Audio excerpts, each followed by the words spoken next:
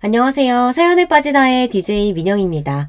오늘도 두 가지 사연 준비되어 있으니 끝까지 함께 해주시고요. 구독과 좋아요 버튼도 눌러주세요. 그럼 오늘의 사연 바로 시작해 볼게요. 안녕하세요, 여러분. 제가 그동안 있었던 일에 대해 사연을 보내드리고자 합니다. 평상시에 사연을 저도 즐겁게 듣고 있었는데 이렇게 제보하게 될 줄은 몰랐어요. 제가 있었던 일은 그동안 믿었던 사람한테 배신을 당했던 일인데요. 그것도 가장 가까운 사람인 남편에게 당하고 말았어요. 부부관계에서 중요한 부분이 어떤 점이 있다고 생각하실까요? 저는 적어도 거짓말은 하지 않아야 한다는 생각을 하거든요. 그동안 제가 있었던 일을 이야기해드리기 전에 남편과의 관계에 대해 먼저 말씀드릴게요. 저는 20살 중반 때 회사에서 남편을 처음 만나게 되었는데요. 초반에는 크게 관심이 있지 않았었는데 갈수록 괜찮은 사람이라고 느꼈던 것 같아요. 아무래도 사람은 겪어봐야 한다고 계속 부딪히다 보니 그 사람에 대한 성격도 알게 되고 점점 그 사람한테 빠져가는 걸 느끼게 되었어요. 당시 남편은 직원으로 들어온 게 아니라 잠깐 일하는 단기 계약직으로 들어왔던 사람이었는데요. 시간이 끝나기 전에 잡아야겠다는 생각이 들더라고요. 이제 계약 기간도 얼마 남지 않았네요. 아무래도 정규직은 힘들 것 같아요. 아쉽네요. 더 함께 일하면 좋을 텐데. 그러게요. 가기 전에라도 우리 이번 일 정도 열심히 해봐요. 개인적으로 궁금했던 게 있는데, 준우 씨는 저를 어떻게 생각하세요? 좋은 사람이라고 생각하죠. 그럼 민지 씨는요? 저도 만나다 보니까 대화도 잘 통하고 가신다니까 아쉬운 마음이 든 것 같아요. 계약직 끝나도 사적으로 연락하면 되죠. 평상시에는 사적으로 만난 적이 없어 저를 좋은 마음으로 생각하고 있을까 싶었는데 사적으로 연락하자는 이야기를 듣고 나서는 생각이 조금 달라지더라고요. 실제로 계약 기간이 끝나고 나서는 서로 저녁을 먹으러 만나는 일도 많아지고 호감으로 발전하게 되며 고백까지 받을 수 있었어요. 만나면 즐거운 사람이라는 게 이런 사람일까 싶을 정도로 서로 잘 맞았고 만나면서 계속 이 사람과 알아가고 싶다는 생각이 들었던 것 같아요. 제가 연애 경험이 아예 없었던 건 아니지만 남편 같은 사람을 만나지는 못했거든요. 그렇다 보니 더 남편에 대한 호감도가 높아질 수밖에 없었던 것 같아요. 연인 관계로 발전한 뒤로는 서로 응원해주며 때로는 동료처럼 때로는 아빠처럼 저를 다독여주기도 하고 남편을 만나면서 감정적으로도 저를 많이 아껴주고 사랑해준다는 것을 느꼈어요. 또 이 사람과 연애하면서 느낀 점이라고 하면 안정적인 사람이라는 점인데요. 감성적으로 저를 챙겨주는 것도 그렇고 상대방이 배려해준다는 게 느껴지더라고요. 하지만 일이 있어서는 안정적인 사람이 아니기 때문에 계속해서 여러 일을 한다는 게 신경이 쓰이긴 해도 그 사람이 행복해야 하면 된다는 생각이었어요. 그렇게 연애를 시작하고 3년 정도 만나다 보니 자연스럽게 결혼에 관한 이야기가 오고 가는데요. 남편은 결혼은 현실이지 않냐면서 직장이 번듯하지 못한 자신이 잘할 수 있을지 고민이 된다고 했어요. 우리 만난 기간도 꽤 됐는데 앞으로 미래를 꾸려나가면 좋을 것 같다는 생각이 들어. 결혼에 관한 생각은 부정적이진 않아. 당신이라면 할 수 있을 것 같아. 당장 하자는 건 아니지만 지금은 일자리도 계속 구해야 하고 모아둔 자금도 많이 없어서 조금 더 모은 뒤에 하고 싶어. 결혼이라는 게 쉽게 결정할 일은 아니지만 그래도 당신이라면 난 괜찮을 것 같아. 지금 걱정하고 있는 것들은 일자리도 계속 같이 구해보면 되는 거고 잘 될 거야. 그래도 내가 떳떳할 때 하고 싶어서 지금은 너무 이른 느낌이 들기도 하고 솔직히 자기는 괜찮지만 나는 아직 준비할 게 많다고 생각하거든. 그래? 그럼 내가 취업 준비하는 거 도와줄게. 그리고 너무 부담 느끼지 않아도 돼. 지금 당장 결혼하고 싶어서 그런 건 아니고 당신 생각도 궁금했거든. 나도 자기 생각이 궁금해서 물어봤던 거였어. 나랑 미래까지 생각해주다니 고마워. 내가 많이 부족한 사람인데. 남편은 그 당시 취업이 잘 되지 않았던 부분에 대해 스트레스가 많은 상태였거든요. 아마 그래서 더 힘든 시간을 겪었던 것 같은데 옆에서 든든하게 지켜주고 싶다는 생각이 들더라고요. 저 같은 경우에는 아무래도 이른 나이에 승진도 하게 되고 다른 사람들보다 벌이가 높다 보니 남편이 이 부분에 대해서도 은근히 부담을 느끼고 있는 것 같았어요.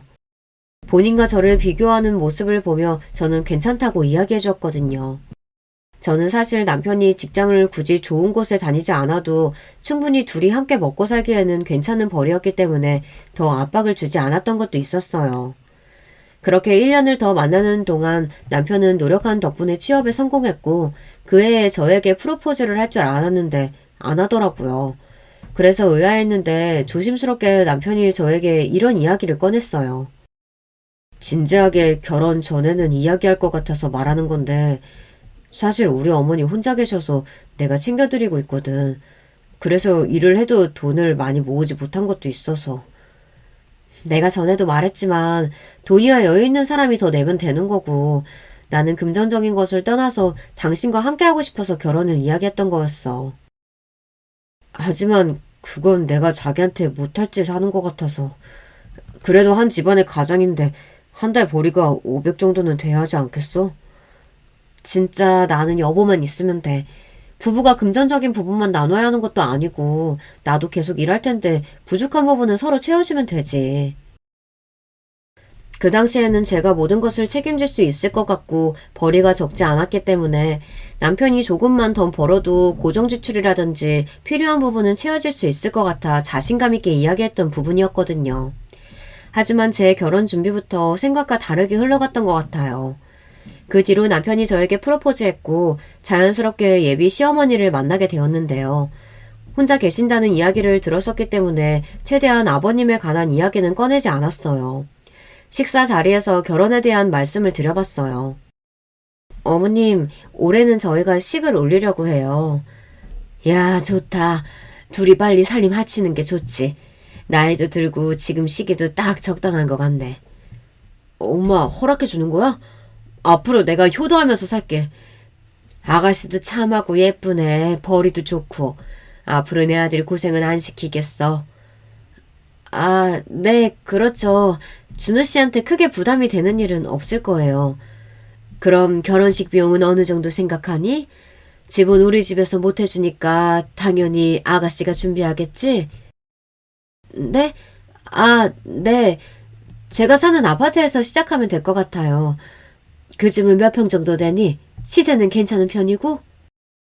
결혼에 관한 이야기를 시작하면서 살짝 불편한 대화들이 오가게 되었어요. 저는 사실 아들이 고생할 일이 없겠다는 말부터 기분이 좋진 않았는데요.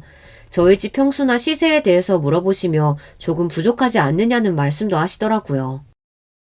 집 크기도 그렇고 위치도 우리 집에서 거리가 있는 편인데 옮길 생각은 없니? 근처에 아파트 새로 짓고 있는 거 있던데. 에이 엄마, 내가 뭘 해가는 것도 아니고 능력 있는 우리 민지한테 장가가는 건데 그 정도는 봐줘. 앞으로 우리가 엄마한테도 잘하면 되지. 그래? 그럼 달마다 보내주는 생활비는 어떻게 할 거니? 양가 부모님 용돈은 상의하고 드릴게요. 우리도 돈도 모아야 하고 나가는 돈도 생각해야지. 중간 역할을 잘해준다고 생각하긴 했지만 뭔가 꺼림직한 느낌은 있었어요. 그래도 이 사람이 좋았기 때문에 결혼을 준비했고 저희 부모님께서도 좋게 봐주신 덕분에 식도 잘 올릴 수 있었어요. 그래, 올해 결혼하고 싶다고요? 네, 제가 민지씨 행복하게 해줄 자신이 있습니다. 그래, 집은 어떻게 할 생각이고? 아, 지금 민지씨가 살고 있는 집에서 시작할 것 같습니다. 결혼식은 저희끼리 잘 준비해볼게요. 양가 지원은 받지 않을 생각이에요. 지원을 받지 않는다는 이야기를 했는데 남편과의 만남 이후에 저희 부모님께서는 시집갈 때 주려고 했던 돈이라면서 저한테 따로 통장을 주셨는데요. 제가 모아둔 돈이 있으니 괜찮다고 말씀드렸거든요. 비상금으로 가지고 있으라면서 챙겨주신 것은 남편에게는 이야기하지 않고 저만 알고 있었어요. 어떠한 상황이 생길지 모르니 이 정도는 제가 가지고 있는 게 맞다고 생각하고 있었거든요. 결혼을 준비하면서 트러블이 아예 없었던 것은 아니었는데요. 남편이 모아둔 돈이 없다는 건 알고 있었지만 거의 모든 것을 저에게 맡기더라고요. 예물 예단도 다 제외를 하려고 했는데 본인이 가지고 싶었다는 시계가 있다고 말을 하니 다시 결혼 준비를 할 때 필요한 부분에 대해 서로 짚어가기 시작했는데요. 여보, 우리가 할 수 있는 건 다 해도 좋지만 아무래도 지금 재정 상태로 봤을 때는 다 하는 건 힘들 것 같아. 하지만 한 번뿐인 결혼인데 자기도 예쁘게 입고 싶지 않아? 이번 기회에 가지고 싶었던 것도 가지고 말이야. 여보가 보태준 돈이 얼마 안 되잖아. 내가 솔직히 이런 말까지는 안 하려고 했는데 거의 다 내가 비용을 지불하는 거라서 그 예산에 맞추고 싶어. 아, 맞지. 내가 돈을 그동안 잘 못 모았던 것도 있지만 우리 축의금으로 들어오는 돈 생각하면 괜찮지 않을까? 내 앞으로 들어오는 건 다 당신 줄게. 남편의 말을 믿고 원하는 대로 다 해주었어요. 어머님 앞으로 들어온 돈은 돌려주기로 하고 남편 앞으로 들어온 금액은 제가 받기로 했거든요. 근데 제 예상과는 다르게 남편이 식을 올린 뒤로는 따로 이야기하지 않고 있길래 보내달라고 이야기했어요. 여보, 축의금 들어왔던 거 얼마나 들어왔어? 아, 축의금? 그거 다 정산돼서 통장에 들어왔지. 근데 왜 나한테 안 보내줘? 아, 그게 일단 내가 가지고 있으면 안 될까? 어차피 당장 쓸 돈도 아니고 비상금 개념으로. 그게 무슨 소리야. 나 내야 할 것도 있고 여보 결혼식 비용 하나도 안 냈잖아. 여보 나한테 결혼하자고 할 때 여유 있는 사람이 내자고 하더니 이제 와서 생각이 달라진 거야? 그 돈 굳이 안 받아도 여보는 괜찮잖아. 이게 무슨 소리인지 이해가 전혀 안 되더라고요. 이해할 수 없었지만 본인 앞으로 들어온 돈을 주기에 욕심이 났나 싶어서 그냥 두기로 했어요. 제가 딱히 안 받아도 제 앞으로 들어온 축의금이 더 많았기 때문에 안 받아도 되었거든요. 근데 여러분, 말이라도 저렇게 하면 안 되는 거 아닌가요? 축의금을 저에게 못 줄 것 같다면 적어도 말을 저런 식으로 해서 사람 기분을 상하게 하는 건 아니잖아요. 남편이 이야기하는 걸 들으니 짜증이 나긴 했지만 좋은 날 기분 상하고 싶지 않아서 그냥 넘어갔던 것도 있었는데요. 이때부터 제 후회되는 결혼 생활이 시작되었어요. 남편은 결혼하고 나서부터 얼마 지나지 않아 일을 그만두었는데요. 뜨문뜨문 아르바이트를 나가긴 했지만 정상적인 직장 생활을 하지 않더라고요. 처음 일을 그만둔다고 이야기했을 때는 남편이 그만큼 힘들었겠구나 싶어서 조금 쉬었으면 하는 마음에 동의했던 것도 있었거든요. 이렇게까지 길어질 줄 알았다면 남편에게 일을 그만두라고 이야기하진 않았을 거예요. 회사 다니는 것도 너무 힘들고 출퇴근 시간도 적지 않아서 아침마다 너무 바쁘네. 많이 힘들었어? 요즘 바쁜 것 같긴 하던데. 회사 일이 다 그렇지 뭐. 조금만 더 기운 내보자. 그래서 그런 건 아니고 사실 내가 취업을 다른 곳으로 할까 생각 중이라서 자기만 괜찮으면 내가 취업 준비를 다시 시작해도 될까? 그동안 힘들었던 것도 있고 하니까 재정비 시간이 있으면 좋을 것 같아서. 일을 갑자기 그만둔다고? 자기가 힘들면 당연히 그래도 되지만 회피의 목적으로는 일을 당장 그만두는 건 아닌 것 같아. 잘 생각을 한번 해봐. 처음부터 당장 그만두라고 이야기를 했던 것은 아니었기 때문에 남편이 조금은 생각하고 선택할 거라고 생각했거든요. 하지만 제 예상과는 다르게 남편의 퇴사는 빠른 편이었고 얼마나 힘들었으면 저렇게 일을 금방 그만둘까 싶어서 당분간은 봐주기로 했어요. 하지만 문제는 여기서 끝이 아니었어요. 회사를 다니지 않다 보니 집에서 게임만 하는 것은 물론 집안일을 해주는 것도 아니라서 사실 남편에 대한 생각이 예전보다는 많이 달라지게 되더라고요. 다정하고 저를 잘 챙겨주던 남편이 좋았는데 갈수록 집안일도 귀찮아하고 그러면서 제 돈을 펑펑 쓰니까 금전적인 부분에 대해서도 문제가 생기기 시작했어요. 여보, 벌써 일을 쉰 지가 3개월이 넘어가는데 간단한 알바라도 하는 게 어때? 뭐야, 자기 결혼 전에는 여보만 믿고 오라면서 나한테 지금 일 다시 시작하라고 압박 주는 거야? 아, 나도 준비하고 있다니까. 그게 문제가 아니라 당신이 집에서 집안일을 잘 해주는 것도 아니고 돈은 왜 그렇게 많이 쓰는 거야? 매달 배달 음식 시켜 먹다 보니까 카드값 지출도 더 늘어나고 취미생활 한다고 쓴다는 돈도 생각보다 적지 않아. 내가 지금 돈 못 번다고 그런 식으로 말하나 본데 나도 취업하면 당신만큼 벌 수 있을 거야. 지금 내가 힘들어서 잠시 쉬고 있는 건데 남편이 힘든 시간 보낸다는데도 말을 그렇게 해야 돼? 본인은 그동안 일을 다녔던 게 힘들어서 회복의 시간을 보내는 것이라고 했지만 제가 보기에는 그냥 일하기 싫어서 집에 붙어있는 걸로밖에 보이지 않았어요. 게다가 여기서 문제는 시어머니까지 저에게 스트레스를 주시다 보니 이 사람과의 결혼이 처음으로 후회가 되었어요. 잘 지내고 있니? 다름이 아니라 이번 달 용돈이 적게 들어와서 말이야. 준은 씨가 이야기하지 않았어요? 이번 달은 조금 부족할 것 같아서 저번 달보다 20만 원 적게 넣어드렸어요. 죄송해요. 20만 원이면 적은 돈도 아니고 갑자기 줄어버리면은 내 생활에도 지장이 생기는데 네 용돈이라도 보태서 줘야 되는 거 아니니? 죄송해요, 어머니. 요즘 저희도 힘들어서요. 다음에 여유 생기면 용돈 챙겨드릴게요. 남편에게는 금전적인 부분에 있어서 이야기하시진 않았는데 저한테만 연락을 하셔서 말씀을 하시더라고요. 남편에게 이런 부분을 알아서 커트해줬으면 좋겠다는 생각을 했는데 중간 역할을 잘 못해주다 보니 힘든 건 다 제 몫이었어요. 직장 생활도 바쁜데 남편은 일도 하지 않고 또 금전적인 부분에서도 힘들어지다 보니 저도 모르게 부모님께 말씀을 드리게 되더라고요. 사실 딸이 힘들게 산다는 것을 아실까봐 이야기를 하지 않았었는데 이번에는 말씀을 드려야 할 것 같았어요. 엄마, 결혼 생활이 원래 이런 거야? 갈수록 더 힘들어지는 것 같아서 요즘 생각이 많아지네. 김서방이 힘들게 하는 거 있어? 원래 남자들은 철이 없어서 힘들게 느껴질 수도 있어. 남편이 말하지 말라 그래서 그동안 말 안 하고 있었는데 사실 지금 일을 안 하고 있어. 김서방이 일을 그만뒀다는 말이야? 갑자기 왜? 갑자기는 아니고 3개월 정도 된 것 같아. 나도 기다려주려고 했는데 잘 되지를 않네. 난 항상 딸 편인 거 알지? 너무 힘들면 억지로 버티지 말고 엄마 아빠한테 꼭 다시 이야기해줘. 지금은 좀 더 기다려주고 김서방이 생각이 없는 건 아닐 거야. 엄마 말대로 제가 너무 성급해서 이 관계를 생각하는 건 아닌가 싶어서 남편의 구직 활동을 도와주면서 저도 다시 생각을 해보게 되었던 것 같아요. 제가 강하게 남편에게 취업을 하지 않으면 저도 힘들다는 걸 어필하면서 조금씩 달라지는 모습은 있었어요. 내가 그 전에 여보한테 이런 문제로 부담을 주지는 않았던 것 같아. 3개월이 지나는 동안 조용히 기다려줬는데 달라지는 게 없었잖아.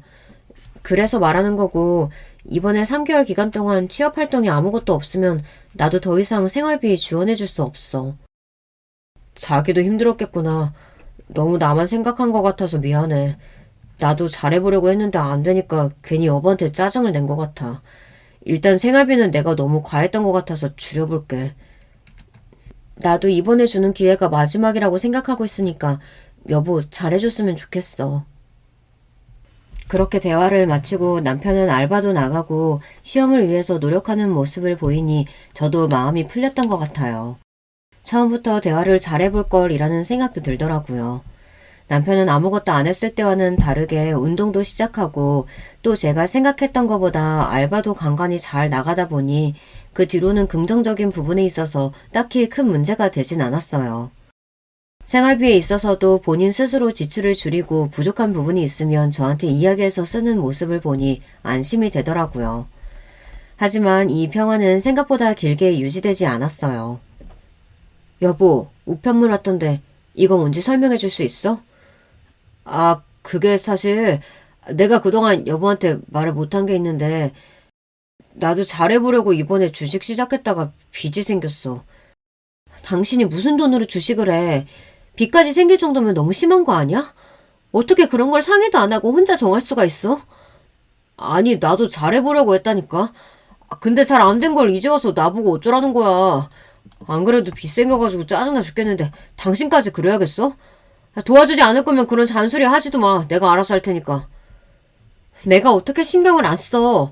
이렇게 우편물까지 날아올 정도면 그동안 돈이 남지가 않았다는 건데. 그동안 알바를 하는 줄 알았던 남편은 항상 PC방에 출근해서 그동안 주식을 하며 시간을 보냈던 것이었어요. 수익이 날 때도 있었지만 나중에는 금전적인 부분에 있어서 손해까지 생기다 보니 급하게 복구를 해야겠다는 생각에 전 재산을 부었다고 하더라고요. 내가 이번에만 도와주는 거야. 당신 힘들다고 그렇게 위험한 걸 시작하면 어떡해. 주식은 내가 없어도 되는 돈으로 하는 거라고 했잖아. 하지만 내가 당신한테 도움이 되고 싶어서 그랬던 거였는데 일단 여보가 갚아준다고 하니까 절반은 내가 일해서 꼭 채울게. 처음이자 마지막이고 앞으로 이런 일 없었으면 좋겠어. 제 입장에서는 이해가 전혀 가지 않았지만 빚이 생각보다 많지 않은 편이었고 이번에만 막아주자는 생각이었던 것 같아요. 어리석은 생각이었죠. 이거 하나 때문에 신용상 문제가 생기는 것도 신경 쓰이고 남편이 혹시라도 더 큰 사고를 치진 않을까 걱정이 되기도 했는데요. 저는 따끔하게 남편에게 한 소리 해주고 절반 정도를 갚아주면서 절반은 남편이 해결하라고 이야기했어요. 하지만 제가 생각했던 것과는 달리 남편은 제가 준 돈마저 주식에 날리게 되었고 이런 사실을 알았을 때는 진지하게 이혼에 대한 생각이 들더라고요. 왜냐하면 저희 관계가 틀어지기 시작했을 때가 남편이 구직 활동을 전혀 하지 않고 제 생활비를 썼을 때였는데 회복이 되는 과정에서 신뢰가 깨지다 보니 저도 자연스럽게 그런 생각이 되었던 것 같아요. 주식이라는 게 한 번 시작하면 멈출 수 없다는 이야기를 주변에서도 많이 들었는데 그게 제 남편 이야기일 줄은 몰랐거든요. 그래서 남편을 데리고 시어머니께 가서 이혼을 이야기하기로 했어요. 내가 보태준 돈을 가지고 주식을 하는 사람인데 이 사람을 어떻게 믿고 같이 살겠어. 당장 이혼할 거니까 그렇게 알고 어머니께 가자. 내가 다 잘못했어. 이렇게 하면 다시 돈 벌 수 있을 줄 알았지. 여보한테 진짜 염치 없지만 한 번만 봐주면 안 될까? 도대체 내가 언제까지 봐줘야 되는 거야? 돈도 안 벌고 날린 돈은 억대까지 갔는데 이걸 나한테 다 봐달라는 거야? 내가 다시는 주식에 손 안 댈게. 그리고 빚도 나 혼자 다 갚을게. 여보가 나한테 준 돈까지. 직장도 바로 구해서 다닐 테니까 제발 이혼만은 참아주라. 남편이 무릎을 꿇고 이야기하는 모습을 보니 솔직히 마음이 약해졌어요. 사랑하는 사람이다 보니 저도 그런 모습을 보니까 한 번만 기회를 주면 되지 않을까 싶더라고요. 그럼 제가 느꼈던 후회는 사라지고 이 사람에 대한 안쓰러움이 남아서 한 번 더 봐주었던 것 같아요. 솔직히 남편이 이렇게까지 빌고 말을 하는데 또 그럴까라는 생각이 들었던 것도 있었는데요. 이게 나중에 생각해보니까 습관적으로 거짓말을 친다고 느끼게 되었어요. 계속 도움을 주었던 제가 미련하다고 생각하실 수도 있어요. 저는 아무것도 없는 남편을 데리고 와서 책임을 져야 된다는 생각에 도움을 주었던 것 같아요. 그래서 남편이랑 이런저런 대화를 나누며 각서를 쓰게 했고 실제로 제 남편은 짧은 기간이었지만 일을 할 수 있는 곳을 구해서 바로 일을 시작하더라고요. 나 이번에 적은 시간이지만 집 근처 가게에서 일을 하게 됐어. 여보한테 조금이라도 도움이 되었으면 좋겠다.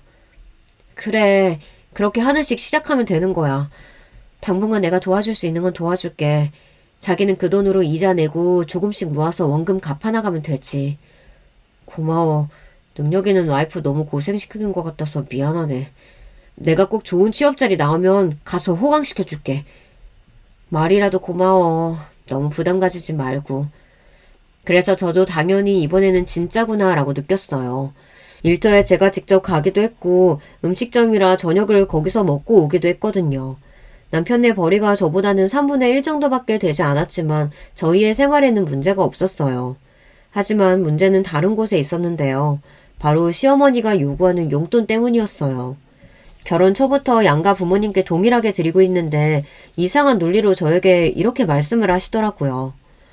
솔직히 나는 한 사람이고 너희 부모님은 두 분 다 경제적인 활동 하시는데 내가 좀 더 용돈 받아야 되는 게 맞지 않니? 어머님, 그게 무슨 말씀이세요? 용돈은 생활하시느라고 드리는 것도 있지만 전체적인 생활을 저희가 책임져 드리는 건 아니잖아요. 그래, 엄마, 이 정도도 많이 주는 건데 350은 너무 과하지 않아? 그래도 그렇지 나는 좀 서운하다. 능력 있는 며느리 얻어서 여행도 자주 다니고 또 용돈도 더 두둑하게 받을 줄 알았는데 이럴 줄 알았으면 다른 선자리에 우리 준우 내보내는 건데. 어머님, 말씀이 지나치시네요. 아무리 그래도 며느리 앞에서 그렇게 말씀하시는 건 아니죠. 내가 무슨 틀린 말 한 것도 아니고 솔직히 맞는 말 아니야? 네가 조금이라도 잘했으면 이렇게까지 내가 말했겠냐고. 솔직히 억울했어요. 용돈은 용돈대로 드리고 여름 겨울 할 것 없이 휴가철이면 같이 시간을 보내기도 했는데 말씀을 저렇게 하시니까 섭섭해질 수밖에 없더라고요. 어색한 분위기 속에서 식사가 마무리되고 집으로 돌아오는 길에 남편이 하는 말은 더 가관이었어요. 여보, 근데 내가 생각해보니까 우리 엄마 말도 틀린 건 아닌 것 같아. 두 분이 생활하실 때 필요하신 부분이 그렇게 많지는 않으실 거고 장인어른 장모님 용돈 드리는 걸 조금 줄여서 우리 엄마 드리면 되지 않을까? 말이 되는 소리를 해. 양가 부모님은 동일하게 해드려야지. 그래서 여행 갈 때도 똑같이 보내드리잖아. 그리고 생각해봐. 지금 드리는 돈 적은 돈 아니야. 이 정도면 한 달 생활 충분히 하시고 350은 과해. 부모님께 해드리는 건데 과한 게 어딨어. 더 해드리면 더 좋은 거 아니야? 그리고 여보도 계속 부모님 편드는데 우리 엄마 생각을 조금이라도 해봤어? 기가 차서 더 이상 말이 나오질 않았어요. 모든 생활을 제 월급으로 하고 있는데 고작 한 달에 200벌이도 되지 않는 남편이 시어머니 용돈을 350 주라는 이야기를 하니 더 어이가 없더라고요. 그래서 안 된다고 이야기했으니 다음부터는 더 이상 용돈 문제로 인해서 다투지 않을 거라고 생각을 하고 있었는데요. 하지만 제 예상과는 다르게 항상 어머님께서는 제게 전화하시면서 한숨을 푹푹 쉬시며 용돈이 부족하다는 말씀만 계속 하셨어요. 이해할 수가 없었죠. 생활이 그렇게 어려우신 것도 아니고 집값이 나가는 것도 아니신데 왜 부족할까 싶었거든요. 그러다가 그 이유에 대해서 제가 알게 되는 사건이 하나 있었어요. 바로 어머님께서 남편에게 생활비를 조금씩 주고 계신 것이었는데요. 예를 들어서 제가 생활비를 어머니께 보내드리면 그 돈을 바로 남편에게 보내주시더라고요. 처음에는 이게 뭔가 싶었는데 결정적으로 남편의 핸드폰을 보고 알 수 있었어요. 저에게는 주식을 하지 않는다고 이야기를 했지만 저 모르는 사이에 이상한 것을 많이 하고 있더라고요. 스포츠 토토부터 시작해서 주식까지 안 하는 게 없을 정도였는데요. 항상 돈을 잃은 것인지 어머니께 연락해서 생활비를 조금 보태달라는 이야기를 많이 했더라고요. 심지어 저희 부모님께서는 사업 준비하고 싶다며 돈을 받았던 내용들이 있어 충격적이었어요. 이런 부분들을 알고 나니까 더 이상 결혼 생활을 지속할 필요가 없다고 느껴졌는데요. 결정적으로 어머님이 하신 말씀 때문에 남편과 이혼을 준비하게 되었어요. 두 사람 벌이가 750인데 나한테 350 줘도 남은 돈 가지고 생활을 못한다는 말이야? 못하죠, 어머님. 어떻게 할 수 있어요. 저희 고정지출만 해도 나가는 돈이 더 많고 양가 부모님께 지금 용돈을 줄여야 할 판인데 늘려달라고 하시는 건 아니죠. 여기서 용돈 줄이면 나는 어떻게 살라는 거냐? 늘려주지도 않을 거면서 너만 생각하는 것 같아 서운하구나. 이따 듣자 하니까 못 해먹겠네. 저기요, 750 중에 제가 600 벌고요. 남편은 겨우 150 벌어오는 돈으로 사는데 용돈 당연히 제 돈으로 나가는 거예요. 아들 벌어서 먹여 살려주면 감사한 줄 아셔야죠. 당신 지금 어머니께 무슨 말버릇이야? 먹여 살리는 건 맞지만 말을 그렇게 할 필요는 없지. 말이 심하다고 생각되면 적어도 당신이 이렇게 해서는 안 되는 거야. 지금까지 내가 봐준 게 몇 갠데. 내가 그 일들은 다 사과했잖아. 아직까지 그런 이야기 꺼내면 내가 어떻게 해야 되냐? 에휴, 됐다. 나도 저렇게 시어머니 저렇게 무시하는 며느리 필요 없으니까 앞으로 연락 안 해도 된다. 그렇게 알아라. 지금 저 치신 거예요? 제가 지금까지 봐드린 게 얼만데 남편 그대로 다시 반납할게요. 다시 데려가세요. 아, 가지고 있던 빚도 그대로 남편이 가져갈 거니까 알아서 갚으시고요. 빚? 무슨 빚 말하는 거냐? 그건 네가 잘못해서 생긴 거라고 들었는데. 저한테도 거짓말로 숨기더니 어머님한테도 그랬던 것 같네요. 제가 그래도 어머님 생각해서 그동안 남편이 벌이가 적어도 티내지 않고 감당하려고 했는데 역시 호의만 베풀어주면 안 되는 거네요. 저는 이만 가볼게요. 이혼 서류는 빠른 시일 내에 준비해서 제가 보내드릴게요. 저는 그렇게 폭탄 선언을 하고 가게에서 빠져나왔고 그 뒤로는 남편이 계속해서 문자와 전화를 해오더라고요. 계속 연락이 오는 것도 짜증나는데 남편이 미안하다며 한 번만 봐달라는 이야기를 하는 것을 듣고 나서는 완전히 정이 떨어지고 말았어요. 사실 제가 그동안 못했던 게 없다 보니까 후회되는 건 하나도 없더라고요. 저도 모르게 마음의 정리를 하고 있었는지 이혼할 준비하는 것에 있어서 크게 마음의 상처를 받지 않았어요. 그리고 제가 한 가지 더 말씀을 드리자면 남편은 제 돈을 가지고 외도까지 하고 있던 사실을 알게 되었는데요. 이것도 휴대전화를 보면서 알게 되었는데 사장님이라고 적어둔 대화방의 내용을 보니 아주 가관이더라고요.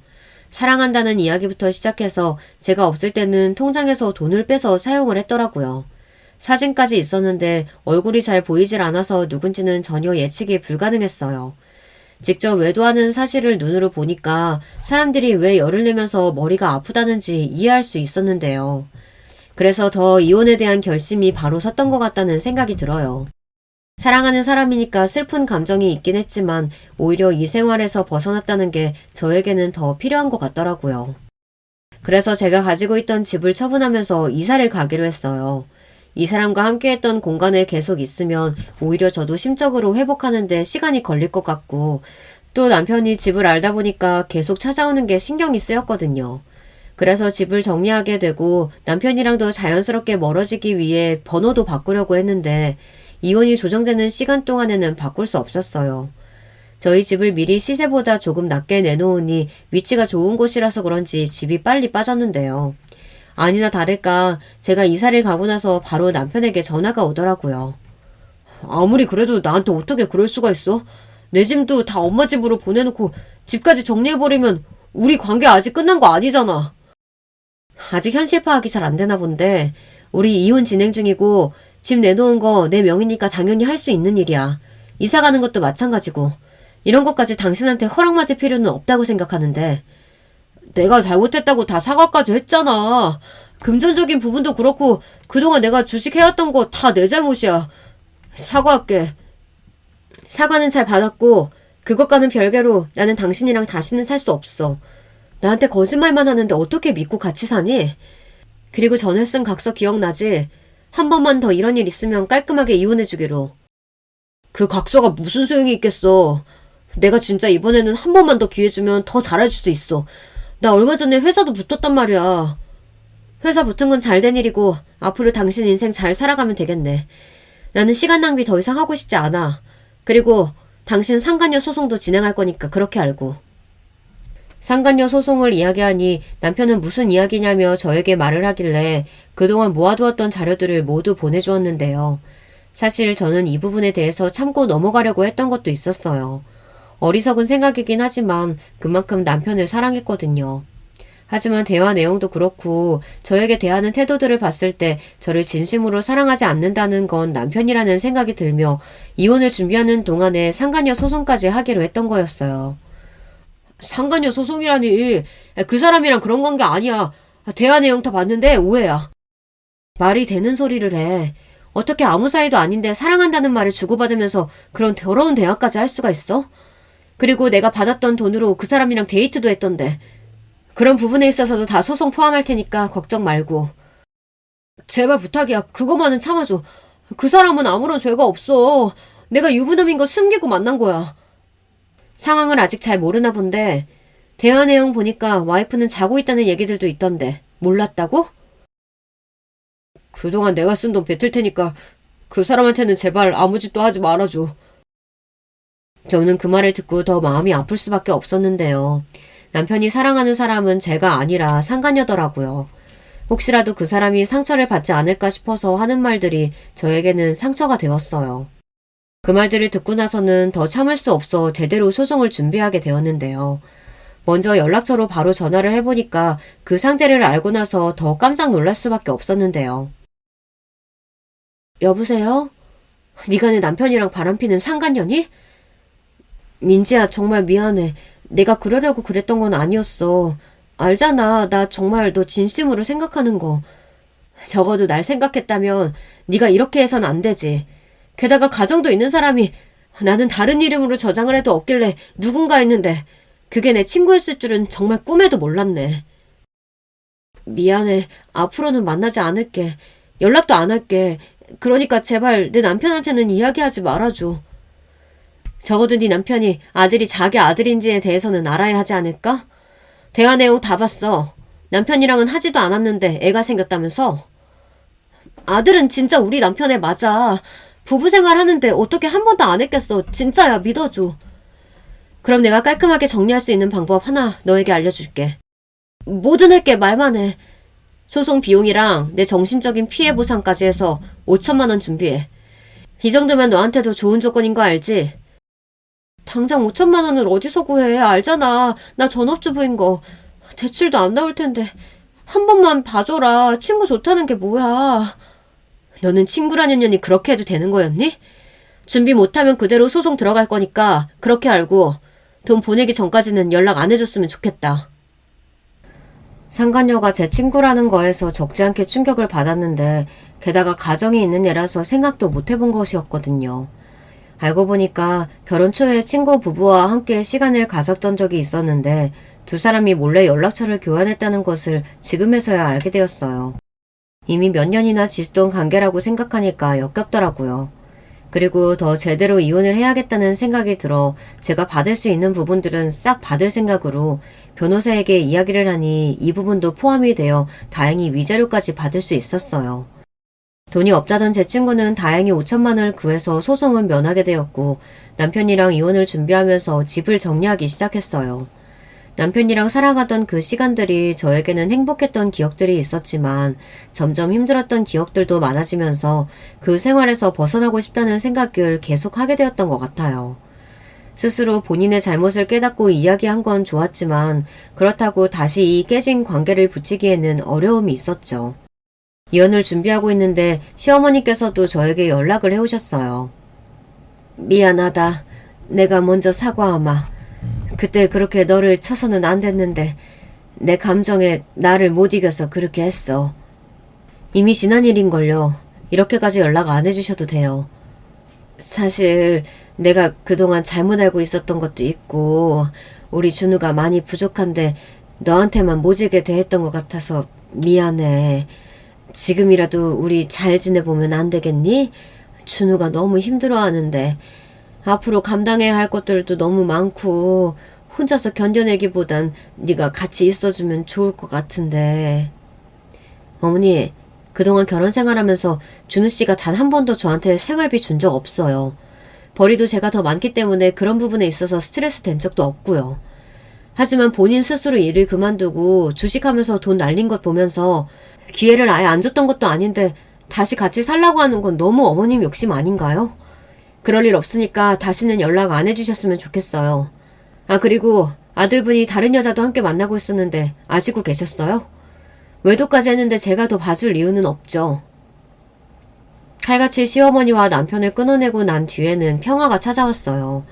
물론 허전함도 있었지만 그 부분을 제가 하고 싶은 것으로 채워가면 나아질 수 있었는데요. 그리고 저희 부모님께서는 제가 이혼을 하겠다고 이야기하자 오히려 적극적으로 도와주셨어요. 금전적으로도 저에게 도움이 될 수 있을 만한 건물을 한 채 주셨고 덕분에 일을 많이 하지는 않아도 충분히 여유롭게 생활을 즐길 수 있을 정도로 나아졌는데요. 그리고 그때 받았던 비상금을 투자로 시작해서 지금 어느 정도 자리를 잡아가고 있는 중이에요. 이 소식을 전 남편이 들었는지 저에게 연락을 해오는 것이 짜증이 나긴 했지만 전화를 받아서 당당하게 이야기해줄 수 있었는데요. 너 이혼하고 나서 완전 날아다니더라? 건물도 한 채 생기고 투자도 한다며? 나한테는 그렇게 주식한다고 뭐라고 하더니 결국엔 너도 시작했잖아. 하지만 다른 점이 있지. 너는 네 전 재산 꼬라박은 거고 나는 내가 알아서 여유자금 만들고 있는 거잖아. 이혼한 마당에 이제 와서 그런 소리 해봤자 무슨 소용이 있겠니? 네 돈 아니니까 눈독 들이지 말고 꺼져. 내가 따지려고 전화한 게 아니잖아. 그냥 당신 잘 지내나 싶어서 연락했던 건데 왜 그렇게 날카로워? 당신이 내 안부 물으려고 연락을 해왔으면 이렇게 물어봐선 안 되지. 당신의 뻔한 속을 모를까. 그래도 우리가 몇 년을 같이 살았는데. 앞으로 연락 안 해줬으면 좋겠어. 그럼 내가 앞으로 연락 안 할 테니까 나 이번에 한 번만 도와주면 안 될까? 사채업자들한테 쫓기면서 살다 보니까 진짜 너무 힘들어. 들어보니까 어느 정도 여유도 있는 것 같은데 나한테 얼마 정도만 빌려주면 안 되겠어? 그냥 전 남편에 대한 정으로 조금이라도 날 도와주면 좋을 것 같은데. 미안한데 네가 싼 똥은 네가 치워야지 왜 나한테 빌려달라 그래? 염치도 없네. 빌려줄 돈 단 1원도 없으니까 연락하지 마. 그 뒤로도 저에게 금전적으로 도와달라는 이야기를 많이 했지만 도와주지 않고 있다가 제 눈에 번쩍 뜨이는 복수 방법이 하나 생각났어요. 원하는 대로 돈을 빌려주고 그만큼 이자를 받는 것이었는데요. 얼마 뒤에 남편에게 다시 연락을 해서 돈을 빌려주겠다고 하니 정말 고맙다면서 저한테 어떻게 하면 되냐고 말을 하더라고요. 그래서 제가 돈을 빌려주는 조건에 대해 말을 해주었는데요. 이자율은 물론 갚지 않았을 경우에는 이자가 늘어난다는 공증을 받아서 그 서류를 토대로 계약을 하자고 했는데요.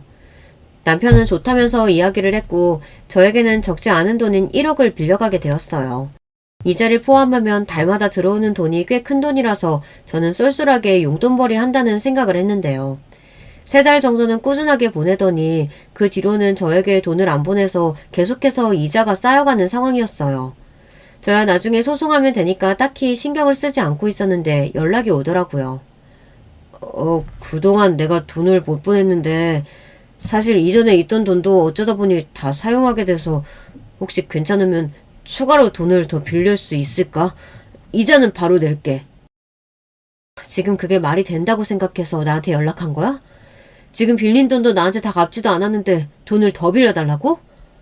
제발 이번에 또 한 번만 나 살려주면 좋겠어. 진짜 이번에는 큰일이라 어떻게 될지 모른단 말이야. 됐고, 내가 못 받은 돈도 소송으로 다 받아낼 거니까 그런 줄 알아. 내가 아직도 당신 와이프라고 생각하나 본데 지금은 갑과 을의 관계가 확실하거든?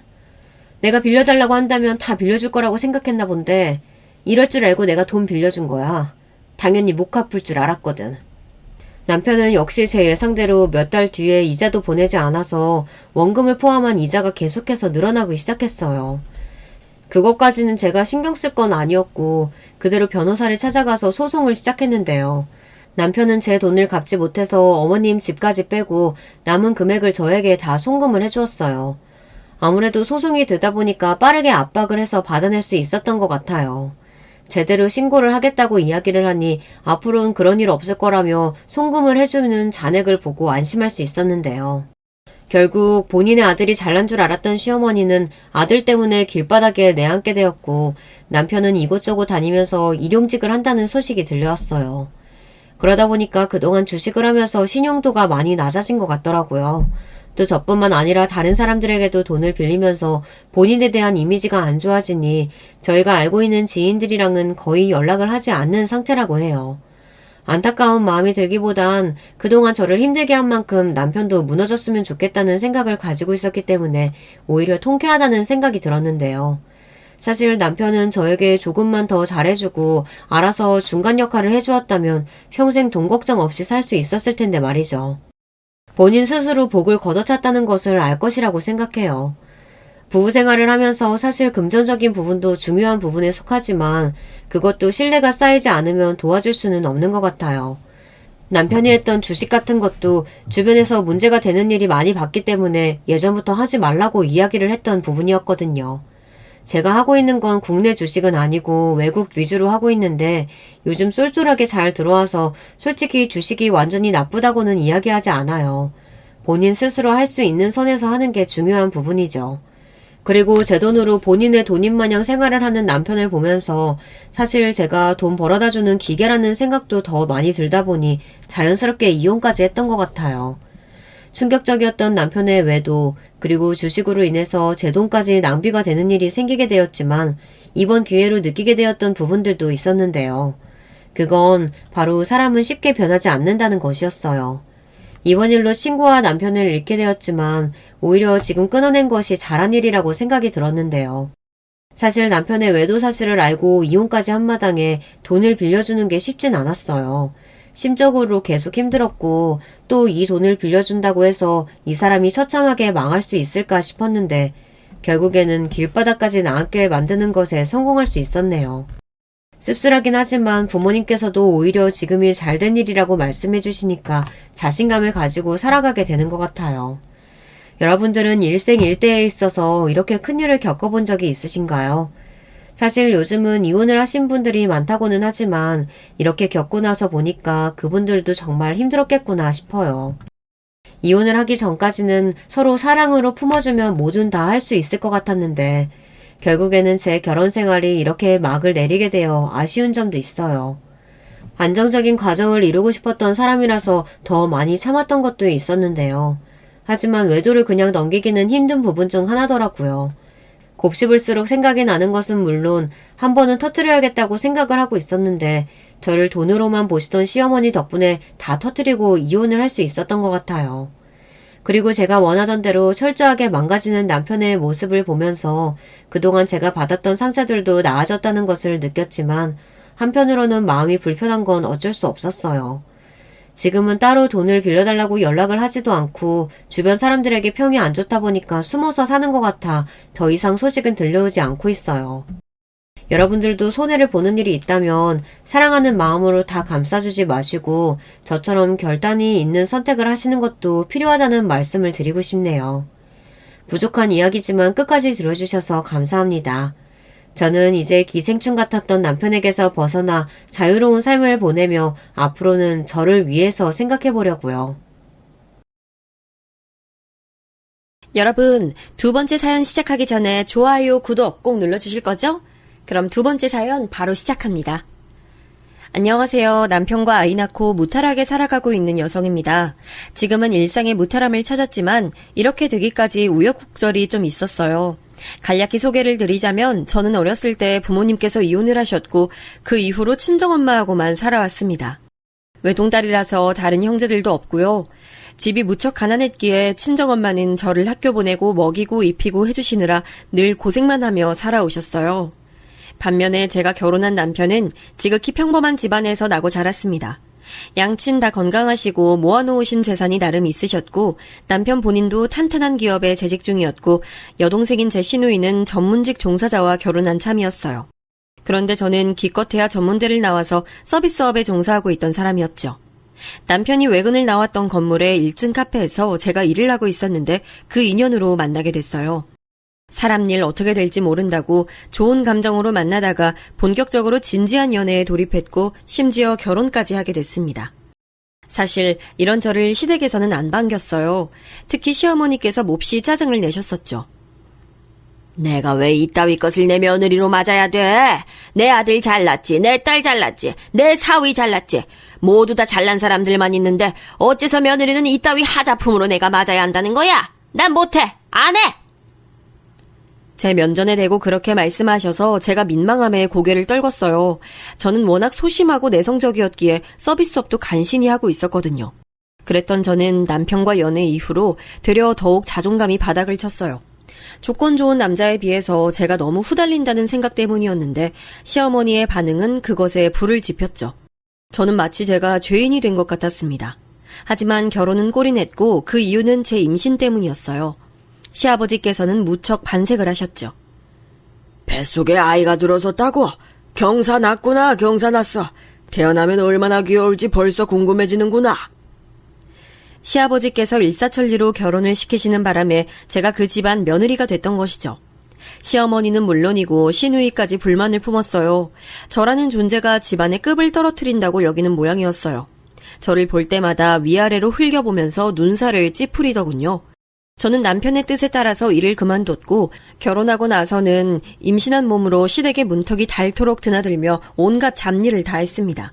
시아버지께서는 등산과 낚시라는 취미라도 가지고 계셨으나 시어머님께서는 딱히 그런 것도 없으셨고 댁에 계실 때가 많았기에 저를 부려드렸죠. 화장실 청소와 냉장고 청소를 동시에 했던 날엔 너무 힘들어서 식은땀이 줄줄 흐를 정도였지만 저를 보며 혀를 끌끌 차시는 시어머니의 눈치가 보여 물 한 잔도 편하게 못 마셨어요. 가지고 온 혼수라고는 뱃속 아이뿐이라니. 요즘 세상에 뭐 이런 일이 다 있니? 못 배워 먹어서 그런지 정말 수준이 낮구나. 어쩜 이렇게 봐도 하자가 넘치는지 참 신기해. 저에게 매일같이 시어머니께서 퍼부으신 말씀들은 그대로 비수가 되어 제 가슴에 박혔고 저는 점점 더 포기하고 순응하게 됐죠. 예정일보다 일주일 이르게 출산을 하였을 때 남편은 휴대폰 게임을 하다가 골아 떨어져 있었어요. 제가 목숨을 걸고 아이를 낳았건만 남편은 여자라면 당연히 하는 일 정도로 치부를 하는 듯 했습니다. 아이 낳고 나서 정말 많이 서러웠어요. 저에게 위로가 되어주었던 건 친정엄마뿐이었습니다. 시댁 식구들은 다들 아이에게만 관심이 있었는데 친정엄마는 저를 신경 써주셨죠. 결혼 후에 제가 우울증 안 걸리고 안 미치고 살았던 건 친정엄마라는 존재가 제 안에 굳건히 있었기 때문일 거예요. 시집살이에 독박 육아에 정말 힘든 일 투성이었지만 그래도 제가 꿋꿋하게 일상을 잘 살아나갔습니다. 그런데 어느 날 친정엄마하고 모처럼 단둘이 데이트를 하던 중이었어요. 친정엄마가 문득 떠올랐다는 표정이 되시더니 당신의 가슴 쪽을 내려다보며 고개를 갸웃하셨습니다. 그러고 보니까 내가 왼쪽 가슴이었던가 아니면 오른쪽이었나. 아무튼 간에 약간 몽우리가 졌다고 해야 하나 뭔가 만져지는 부분이 있었는데 번뜩 생각이 나네. 정말? 언제 그랬었는데요? 그땐 그랬었다가 지금은 안 그렇다면 단순히 무럭이라든지 별거 아닐 거예요. 혹시 모르니까 한번 확인해봐요. 왼쪽인지 오른쪽인지. 그거라도 확실히 해놓는 게 낫지. 말은 가볍게 했지만 사실 심장이 쿵 내려앉았어요. 엄마 형제인 제 큰이모께서 자궁질환으로 수술하신 이력이 떠올랐고 엄마에게 이모가 되시는 제 이모할머니께서 갑상선 질환으로 약을 장기 복용 중이시고 유방 때문에 때마다 초음파 인지하는 걸 찍으신다고도 얼핏 들은 바 있었거든요. 대부분의 사람들은 모르는 사실이지만 내가 산모로서 산부인과를 다니다가 여러 가지 이야기를 들으며 알게 된 점은 갑상선, 유방, 자궁은 괴를 함께하는 것으로 보면 된다는 건데, 그리고 이런 건 가족력을 결코 무시할 수 없는데 지금 외과를 보면 사서 걱정을 해도 될 만한 것 같네. 저는 불안감에 휩싸였지만 친정엄마에게 그런 티를 내지는 않고 혼자 친정집에서 가까운 건강검진센터에 예약을 바로 알아봤어요. 이 과정에서 남편에게 말을 안 할 수가 없었어요. 당연히 돈이 드는 문제였고 그 돈은 남편에게서 나왔으니까 말이죠. 오빠, 그렇게 돼서 우선은 엄마 보고 빨리 검사 받아보시라고 했어. 3주는 도저히 못 기다릴 것 같았는데 이번 주에 자리가 빈 곳 예약할 수 있어서 다행이지 뭐야. 오빠도 그렇게 생각하지? 장모님이 편찮으실 수 있다는데 이렇게 검사하는 것쯤이야 당연히 해야 하는 일이라고 생각해. 그런데 꼭 그렇게 비싼 곳으로 예약을 잡아야 돼? 너 혼자 지레 짐작으로 5만 겁 다 집어먹고서는 의사 소견도 듣지 않고 무작정 검사 진행하는 쪽으로 방향 잡았다는 게 난 조금 뭐랄까? 기분이 떨떠름하네. 나하고 상의를 하고 나서 결정했어도 됐을 것 같은데. 아, 그 점은 정말로 미안해, 오빠. 내가 오빠하고 상의를 안 하려고 그런 게 아니고 생각이 자꾸 안 좋은 쪽으로, 불안한 쪽으로만 하게 되다 보니까 마음이 너무 급해서 오빠하고 의논을 거친다는 걸 깜빡했네. 안다니까 다행이네. 넌 네 돈 나가는 것도 아닌데 이런 부분에 있어서 더 신중하게 굴 필요가 있어. 돈 한 푼 한 푼 이거 다 내가 피와 땀 흘려서 벌어온 거야. 그렇게 생각하고 네가 매사에 신중하게 행동하면서 결정했으면 좋겠다. 아무튼 장모님께선 별일 없으실 거야. 네가 무슨 결과를 걱정하는지는 알겠는데 암이라는 건 아무나 걸리는 줄 알아? 남편이 피식 웃으면서 말을 하는데 듣던 저는 빈정이 상하더라고요. 아이가 아직 너무 어리고 시대 비위 맞추며 생활하느라 눈치가 보이고 무엇보다 제가 직장 잡아서 다닌다고 말을 하면 남편이 확 싫어하는 티를 내고 저는 이런 판국이라서 그냥 육아하면서 시댁 비위 맞추고 사는 거였는데 남편은 저를 무슨 돈 한 푼 안 벌어오고 집에서 판판히 놀며 식량이나 축내는 밥벌어지로 여기는 듯이 말을 그런 식으로 하더라고요. 자꾸 머릿속에서 여자도 돈을 벌어야 하는구나. 이게 돈 때문에 사람이 초라해지는구나. 이런 생각이 소용돌이 쳤습니다. 우선은 친정엄마 검사 결과가 나오고 나서 생각 정리를 차분히 하기로 했어요. 저 혼자 그렇게 결정해놓고 심란한 마음을 안고 있었는데 시어머니께서 격양된 목소리로 제게 친정엄마 일을 꺼내셨습니다. 야, 사부인 가슴 이상해서 검사 받았다면서 결과 나올 때가 이쯤이면 되지 않았니? 어떻게 됐대? 별거 아니고 그냥 무럭이라고 하지? 내 아들 돈으로 검사시켰으니까 나도 결과를 빨리 알 권리가 있지 않겠니? 네? 아, 오빠에게 들으셨군요. 설마 오빠가 이런 것까지 어머님께 바로 알려드릴 거라고는 생각 못했네요. 아직 결과는 안 나왔고요. 내일 받아볼 수 있을 것 같아요. 결과 나오면 어머님께도 바로 알려드리도록 할게요. 너는 먼저 알려드리지 못해 죄송하다, 잘못했다 이런 얘기부터 하는 게 응당 맞는 거지. 뭐? 오빠에게 들으셨군요. 아이고 이런 싸가지 좀 보라지. 못 배워먹어서 예의 범절이 늘 반토막 나 있다니까. 자식 교육을 이토록 아쉽게 시켜놓으신 사부인께서 검사에서 별일 없으셔야 할 텐데. 아, 네.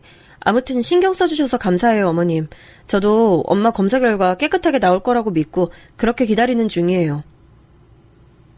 머리와 마음으론 전혀 그렇게 생각 안 하고 있었고 그렇게 말을 하고 싶지도 않았지만 제 입에선 마치 입력된 정보를 줄줄 읊는 기계의 멘트처럼 말이 나갔어요. 어느새 기계처럼 정해진 범위 안에서 반응하고 대답하는 제가 되어 있었던 것이지요. 여러모로 회의감이 들게 하는 결혼 생활의 단면을 또 이렇게 맛보았을 때 친정엄마의 검사 결과가 나왔어요. 유진아, 내가 너한테 너무 미안해서 어떡하지? 설마 가슴에 만져주던 이게 유방암일 줄은 내가 상상도 못했네.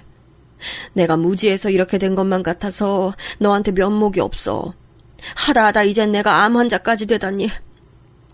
인생은 고통뿐인데 괜히 더 오래 살 생각하지 말고 마음의 준비나 하는 게 낫지 않을까 싶고 생각 참 많아지네.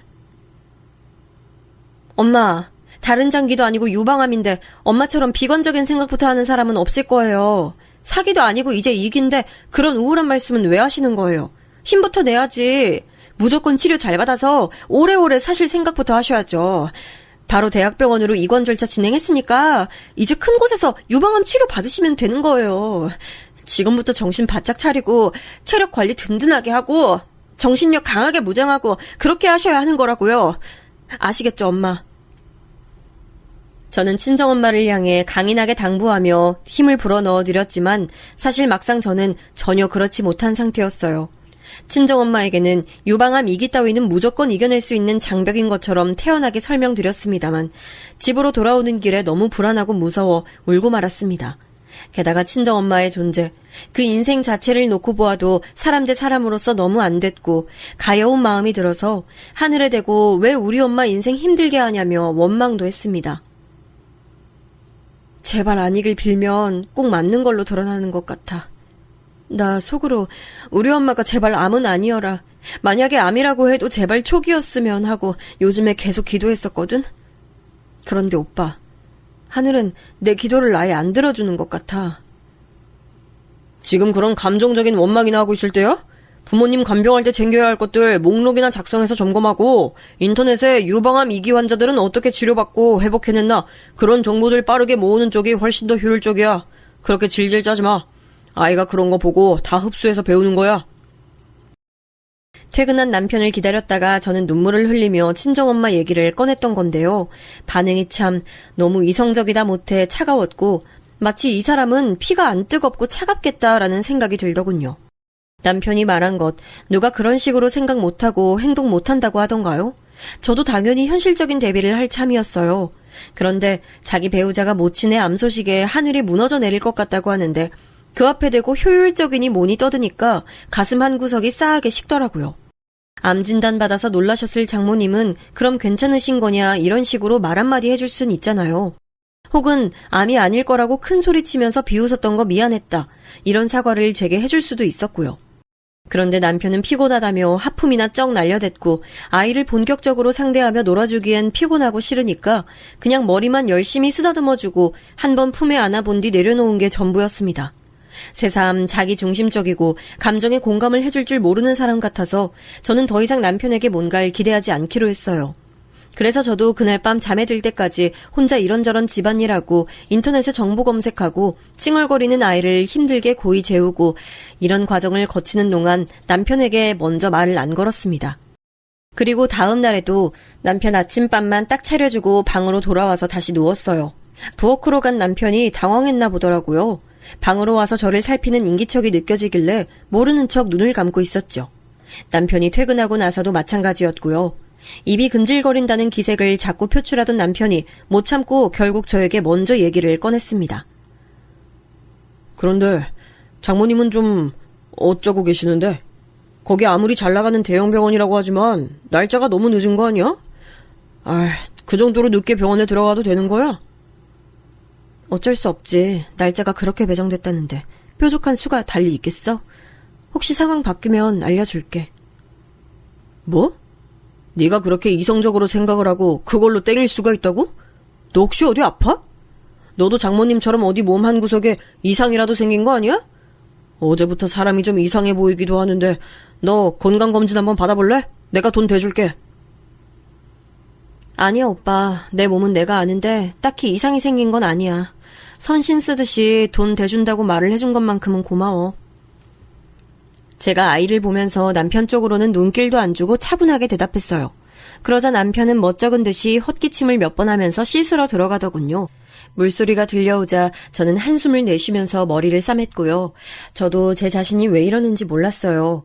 본인이라고 해서 스스로를 다 아는 게 결코 아니라는 걸 이때 제가 실감했었네요. 친정엄마의 암 진단, 그것이 뭔가 제 내면을 건드려 놓은 것 같긴 했습니다. 갑자기 절 대하는 남편의 태도가 객관적으로 판단이 됐고 따라서 저도 감정을 배제한 이성적인 반응만 보이고 싶어졌고 제 안에서 기대라는 것을 내려놨더니 남편에게 아무런 감흥이 없어져서 자연스레 태도가 달라졌던 듯 싶어요. 설마 하니 자기 장모가 암에 걸렸다는데도 자기 와이프에게 괜찮냐고 위로 한마디 건네줄 줄 모르는 사람이기까지 할 거라고는 상상도 못해왔던 것도 한몫을 했고요. 저는 왜 그렇게 남편을 향해 감정적인 기대를 못 버렸었는지 오히려 돌아보니까 의문이었네요. 그런데 사실 솔직하게 고백을 해보자면 그때 저는 돈을 안 벌고 집에서 아이나 보는 전업주부였기 때문에 친정엄마의 치료 과정에 있어서 남편의 지원이 꼭 필요했고, 그래서 이런 것으로 인해 눈치가 보인다는 것 자체가 스스로 초라했으며 남편의 변심으로 인해 지원을 못 받거나 덜 받거나 하는 상황이 벌어질까봐 그것으로 미리 스트레스를 받고 있기도 했어요. 이런 복잡한 것들로 머릿속이 터져나가려고 할 때 시어머니의 연락을 받았죠.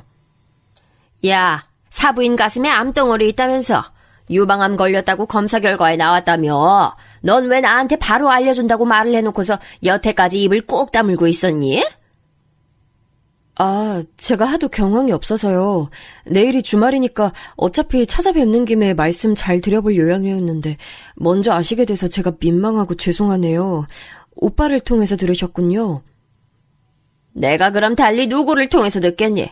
사부인이 나한테 전락해서 안녕하세요, 나 유방암이랍니다 이렇게 말을 하시겠니 그럼? 넌 왜 당연한 걸 구태여 짚고 그래? 아, 네, 제가 말씀 잘못 드렸네요. 그렇게 말씀드려서는 안 되는 거였는데 죄송합니다. 거울에 비친 제 모습, 표정 하나 안 바꾸고 그런 말을 뱉더군요.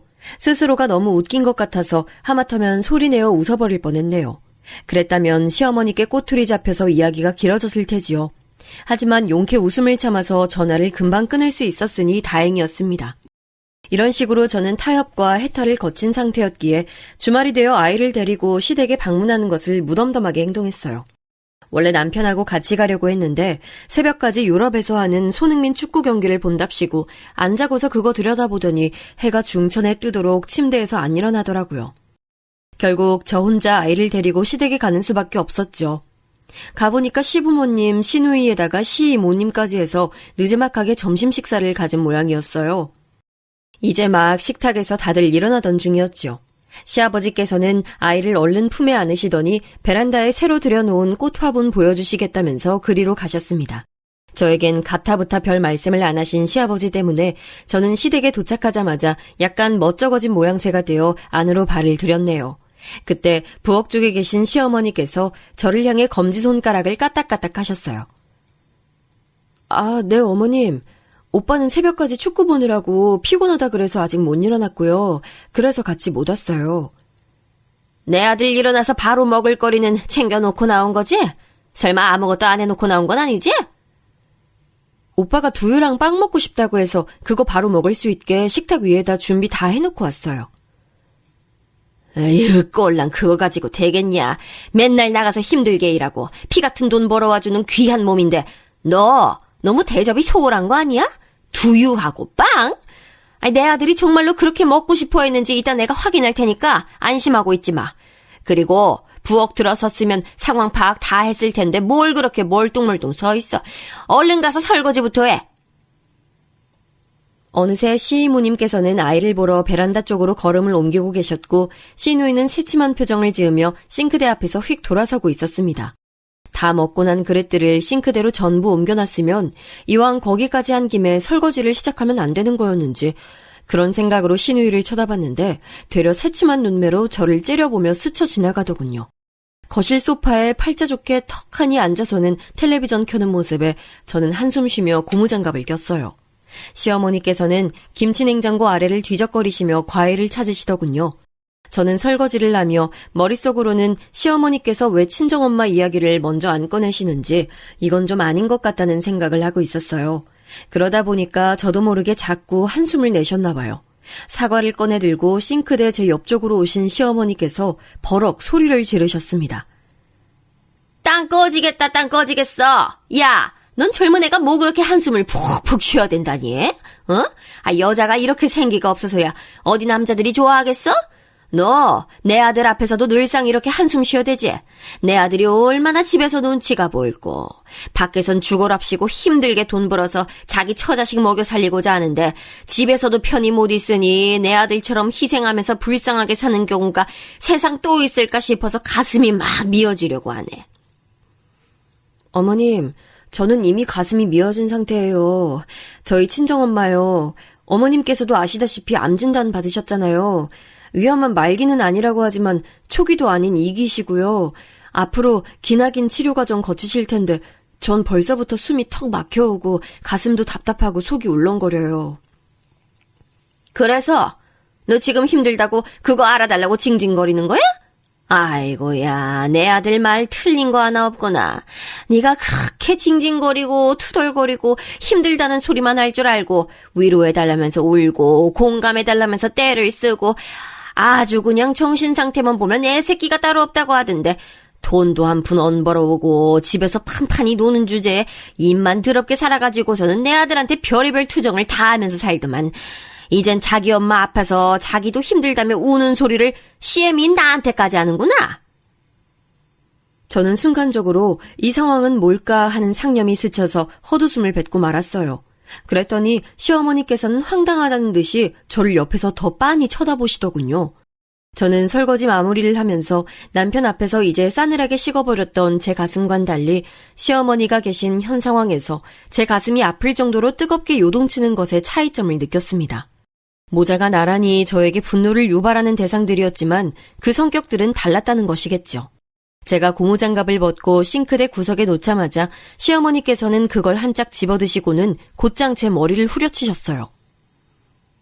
야, 이거사, 자기 엄마가 가슴에 암덩어리 달고 있으면 그걸 죄스럽게 부끄럽게 여겨야지. 어디서 눈 똑바로 뜨고 속이 울렁거리느니 하는 뭐 그딴 말을 시어머니 앞에서 하고 있어. 죄스럽고 부끄럽게라고요? 유방암 걸리신 거 친정엄마 잘못 아니에요. 그거 가족 얘기일 확률이 크다고요. 힘들고 억울하고 속상할 일이지 죄스럽고 부끄러울 일은 절대 아닌데요? 저는 어머님이 지금 무슨 의도로 그렇게 말씀하시는 건지 모르겠어요. 부엌에서 벌어진 썰전을 감지한 시아버지와 시이모님이 베란다 쪽에서 기웃거리며 이쪽을 쳐다보는 게 느껴졌어요. 텔레비전의 소음은 어느새 들려오고 있지 않았죠. 시누이가 부엌의 소란을 감지하고 텔레비전을 껐거나 볼륨을 낮춰놓은 것이었는데요. 모두가 이쪽을 주목하는 상황에서 시어머니께서는 아주 신랄하게 목소리를 내셨습니다. 얘가 갑자기 눈매 사납게 만들면서 따박따박 대꾸를 다 하네? 너 뭐 잘못 먹었니? 혹시 암에 걸린 게 네 엄마가 아니라 넌 거 아니야? 참나 어이가 없으려니까는. 이왕지사 암에 걸린 거라면 돈 좀 나오는 그런 고액암에 걸릴 것이지 하등 쓸모없게 유방에다가 암이 걸려서는 그게 대체 뭐 하는 짓이래? 그거는 보험금도 얼마 안 나올 거고 그럼 내 그만큼 내 아들의 등골이 휠 텐데 네 엄마는 가슴에 암이 있고 내 아들은 아무래도 등허리에 암이 있는 것 같구나. 바로 너라는 암덩어리가. 에잉. 그때 제가 눈이 돌아가 버렸어요. 이게 무슨 말인가 하면 눈에 뵈는 게 없어졌다는 뜻이었습니다. 저는 과장스럽게 혀를 차고 있는 시어머니를 잠시 바라보다가 손을 번쩍 들어서 그대로 시어머니의 뺨을 한 대 쳐버렸습니다. 분노가 고스란히 담은 일격은 제대로 먹혀들었고 시어머니께서는 단 한 대의 충격으로도 비틀거리시다가 중심을 잃고 아예 바닥에 주저앉으셨어요. 저에게 맞으신 뺨을 부여잡으신 채로 저를 천천히 올려다보시는 눈빛에서 경악을 읽을 수 있었습니다. 제 심장은 마치 입 밖으로 튀어나올 것처럼 미친 듯이 뛰고 있었지만 이상하게 머리는 고요하게 가라앉는 느낌이 들었어요. 머리는 차갑게, 심장은 뜨겁게. 그때의 제 상태를 설명하는 표현이었네요. 시누이가 충격받은 얼굴로 냉큼 달려오더라고요. 미쳤어? 감히 누굴 때리는 거야? 너 당장 우리 엄마한테 사과해. 무릎 꿇고 사과하라고! 누구 보고 사과를 하라는 거야? 그 쓸모없는 입 당장 다물어. 그 입을 내가 위아래로 찢어놓기 전에. 제가 끓어오르는 분노를 차분히 누르며 중얼거렸고 제 기세에 깜짝 놀란 시누이는 그대로 어버버거리더니 더 이상 말을 잇지 못했습니다. 시아버지와 시이모님은 제가 그때 눈치로 살펴보건대 저의 만행에 경악을 하시면서도 그 이전에 시어머니께서 정도를 지나친 신뢰를 범하신 것이라는 판단을 같이 하신 듯했어요. 왜냐하면 이러지도 저러지도 못하시며 안절부절하시는 기색이 두 분에게서 공통적으로 느껴졌거든요. 호구같이 늘 얌전하던 며느리가 이렇게 나왔다는 사실 자체가 압도돼서 두 분 다 어쩔 줄을 모르시는 측면이 물론 가장 강했지요. 뺨을 부여잡고 도저히 믿을 수 없다는 표정으로 저를 계속 보시던 시어머니께서 비틀거리며 일어나셨습니다. 너 어떻게 아무리 화가 나도 그렇지 며느리가 시애미의 뺨을 쳐? 이 천인 공노할 것 같으니라고 못 배워 먹은 것도 정도가 있는 법이야, 이거사. 네 엄마 암 치료 제대로 못 받고 세상 떠나는 거 보고 싶어서 환장한 모양이구나. 내 아들한테 절대 거기다가 돈 한 푼도 주지 말라고 내가 말을 한 순간 너는 끝나는 거야. 그런데 네가 이런 계산도 안 하고 지금 이런 중대한 잘못을 저질러 버렸으니 너 이제 큰일 났구나. 나에게 어떻게 용서를 받을래? 용서라뇨? 그건 제가 어머님께 해드릴까 말까 고민해야 하는 거고요. 어머님께서 고려하실 부분은 아니에요. 뭔가 대단히 이 상황을 곡해해서 받아들이시는 것 같네요. 어머님께서 제 친정엄마를 두고 네 엄마라고 운운하시는 것 자체가 어머님을 정말이지 못 배워먹으신 분으로 보이게 만든다는 거 혹시 알고 계세요? 모르셨다면 너무 안타까운 부분이라 제가 친히 지적을 해드립니다. 앞으로 그런 언사는 삼가도록 하세요. 정말 무식하다 못해서 천박해 보여요. 뭐라고? 너 이게 진짜로 이 맹랑하고 싸가지 없는 것이 지 CM이 잡아먹으려고 너 아주 작정을 했구나. 제가 왜 어머님을 잡아먹어요? 딱 봐도 맛없어 보이는데요. 아, 그리고요. 오빠가 제 친정엄마 치료비 안 대준다고 하면 그건 어쩔 수 없는 일이라고 생각하려고요. 그렇게 되면 그냥 상황 받아들이고 이혼할게요. 이혼?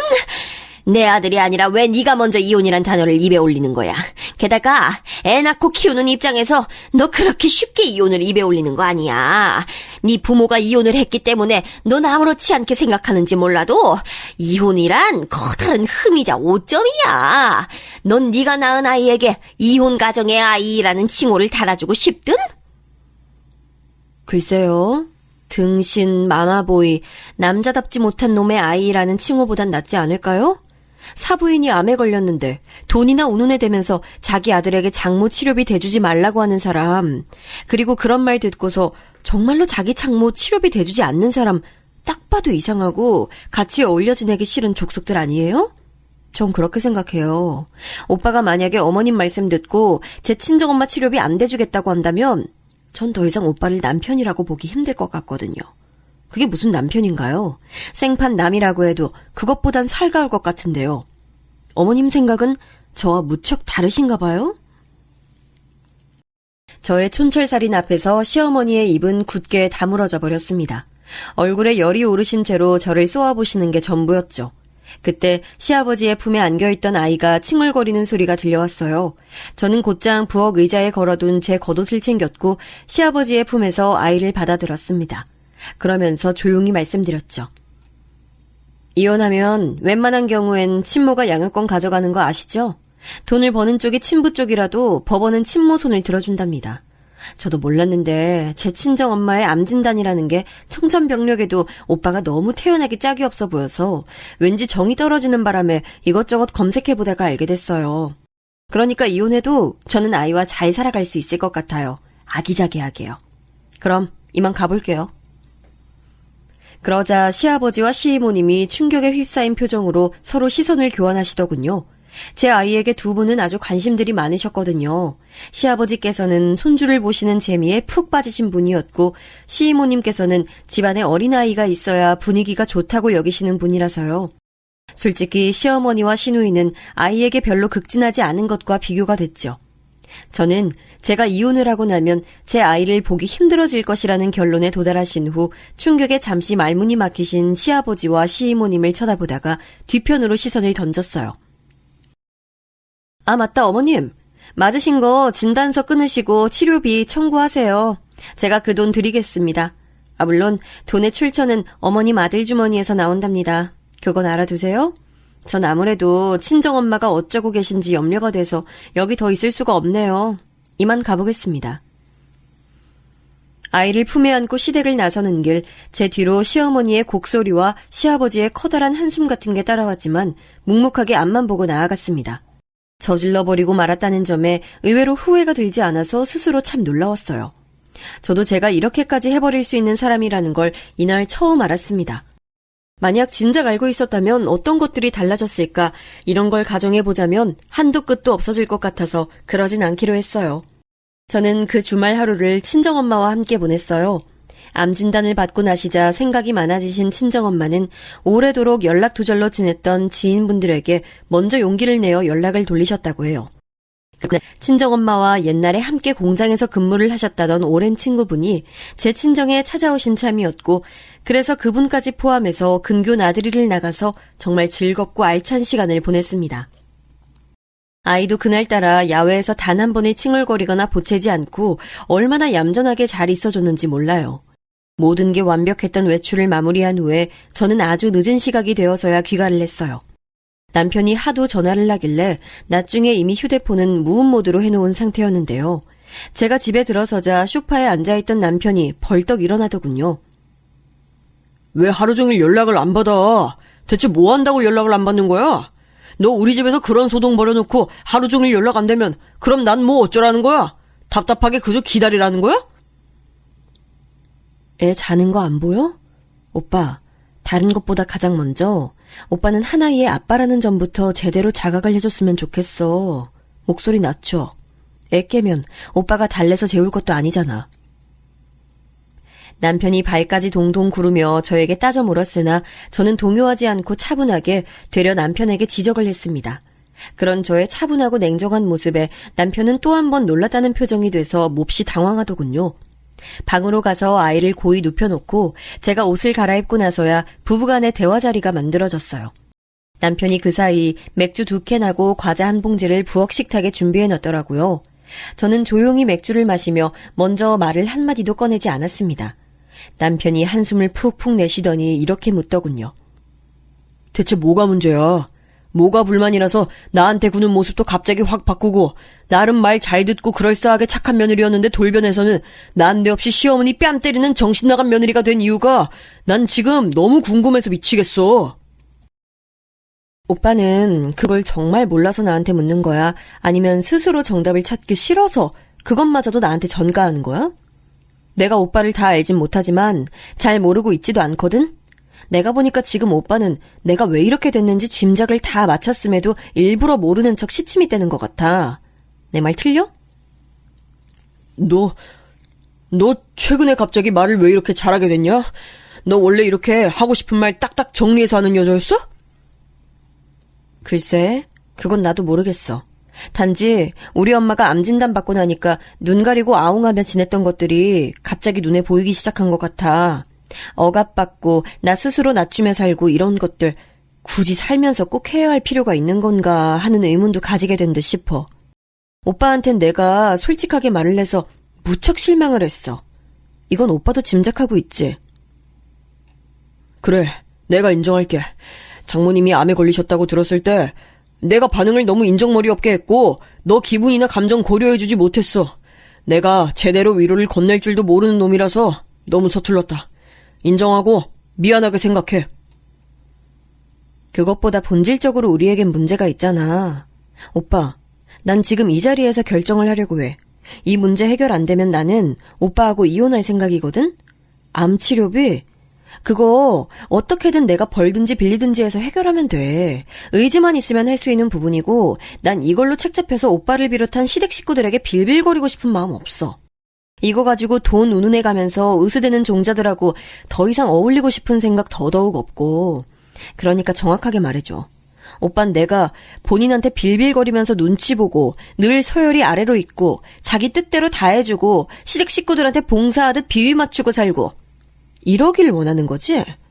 그래서 내가 본인이 벌어온 돈으로 편하게 사는 것 같다는 생각을 하면 속이 뒤틀리다가도 내가 나가서 일하고 돈 벌면 나한테 믿을 구석 생기는 거니까 그건 또 싫고 이런 거잖아.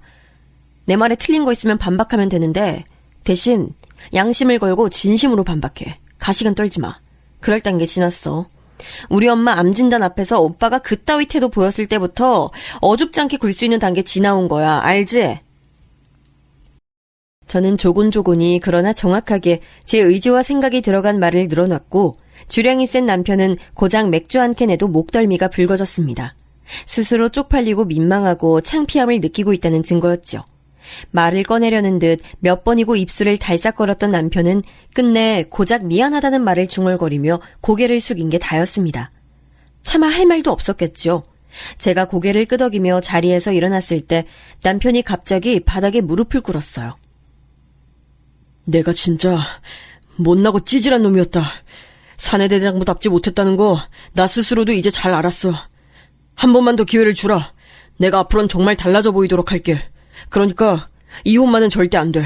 난 너랑 헤어지면 정말 끝이야, 끝! 제가 아닌 남편 쪽에서 이토록 감정에 호소하는 모습은 처음이었는데 제가 당황함을 느끼는 사이 남편이 울기 시작했어요. 고개를 숙인 채 흐느끼는 모습을 보니까 기분이 이상하더라고요. 아이 태어났을 때도 안 울었던 정말 눈물 없는 사람인데 이렇게 울 줄은 정말로 몰랐거든요. 그런 모습을 보니까 금세 마음이 나약해지고 누그러지는 저 스스로를 느끼며 저는 참 별 수 없이 무르고 나약한 성정을 지닌 사람이라는 생각에 자조적인 웃음을 지었네요. 그날 남편하고는 별다른 대화를 추가로 나누지 않았어요. 그런데 이튿날 연락이 와서 휴대폰을 봤더니 웬일로 시아버지셨습니다. 시댁으로 시간 있으면 와달라는 요청이었고 한 번도 시아버지로부터 따로 이런 연락을 받아본 적이 없었던지라 지체하지 않고 가봤어요. 그랬더니 평일 낮인데도 시누이가 떡하니 와 있더라고요. 시어머니도 물론 함께 계셨는데 안색이 왠지 흐릿해 보였습니다. 마치 마음고생이라도 한 사람처럼 말이죠. 제가 떨떠름하게 자리에 앉자마자 시아버지께서 헛기침을 짧게 하셨어요. 그러자 시어머니와 시누이가 동시에 움찔거리더군요. 아, 그것으로 시아버지께서 이 자리를 만드신 것이며 저 두 사람을 들들 볶아놓으셨다는 것을 눈치챌 수 있었습니다. 제가 의외라는 눈빛으로 시아버지를 바라보고 있는데 그때 시누이가 입을 열었어요. 그간 내가 미안했어. 그동안 내가 옳게 무시하고 얕잡아보고 함부로 대하고 있었던 것 같아서 나 반성 많이 했어. 정말 미안하게 생각해. 이건 진심이니까 내 사과 받아줬으면 좋겠어. 내용은 솔직히 별로 마음에 안 들었지만 시누이가 전에 없이 잔뜩 풀이 죽은 기색으로 우물쭈물거리며 말을 하는 것만큼은 정말 진심으로 여겨졌어요. 그래서 저도 모르게 가만히 고개를 끄덕거리고 있었는데 시어머니께서 한숨처럼 말씀을 하시더군요. 내가 본의 아니게 너에게 상처를 주고 힘들게 만든 점들이 있었다면 이 자리에서 허심탄회하게 사과를 하마. 지난날에 분명히 나에게도 잘못이 있었던 것 같구나. 앞으로는 너에게 막말도 하지 않고 부려먹지도 않고 정말 귀한 손님 대접하는 것처럼 내가 마음가짐을 그렇게 먹고 너를 대해보마. 어머님, 그거 정말이세요?